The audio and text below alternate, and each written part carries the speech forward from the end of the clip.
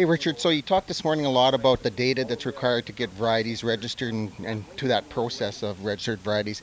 Can you maybe give us a little idea on what happens once a variety is registered and additional data that's generated through the regional testing and how that feeds into that seed guide that producers should be utilizing?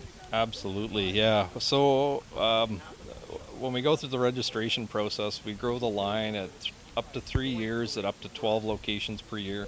That's 36 site years of data typically, in conjunction with FHB nursery data, stripe rust, leaf rust, stem rust, and common bunt data. That forms the registration package, along with end-use quality data from the grain samples that are harvested from all those sites.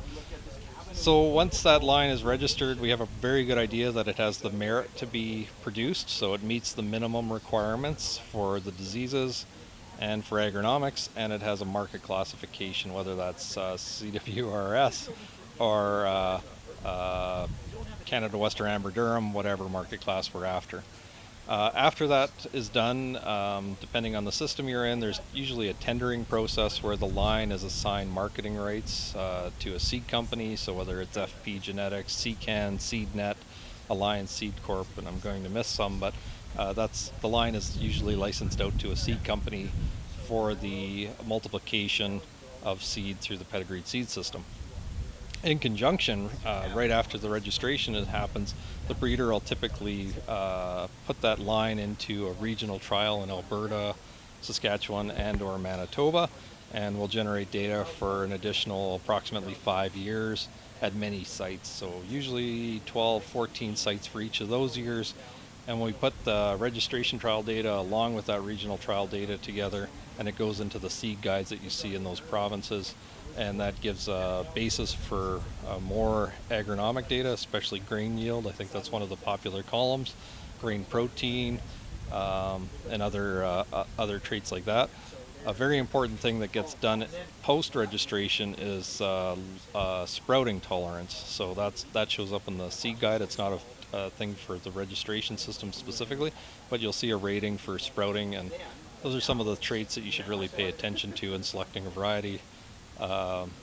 You always want to go to the good, very goods, but be aware if you choose something that's poor, that could be an issue in a wet fall. So. Right. So that maybe speaks a little bit to varieties' ability to kind of shine as far as adaptability goes. Some varieties maybe are earmarked for specific growing regions, and some have broader adaptability. Maybe Brandon is an example. Can you maybe speak to how breeders kind of adjust or make selections on that? Absolutely. We do have breeding programs that are somewhat regionally based. So you'll have the University of Alberta based in Edmonton. You'll have the Crop Development Center based in Saskatoon. Myself based in Swift Current in the brown soil zone, and then the Brandon Center in Brandon, Manitoba. And each one of those areas has very unique agroecological systems. So it's difficult to find varieties that'll do well in the longer daylight, shorter growing season of Alberta and the Peace region versus Saskatchewan or Swift Current, where we're heat and drought prone, versus Manitoba, where fusarium, midge could be more of a concern. So one of the strengths, all the breeders tend to work together quite closely. We share sites. Those are the sites that get used for those registration trials, and we are looking for the varieties that'll do well across a range of those environments. So we don't want one-hit wonders that only do well in Swift Current and don't do well in Regina, for example. So we're looking for high, stable performance. Yeah. So maybe the third part and last part to my question is, you talk about the provincial seed guides.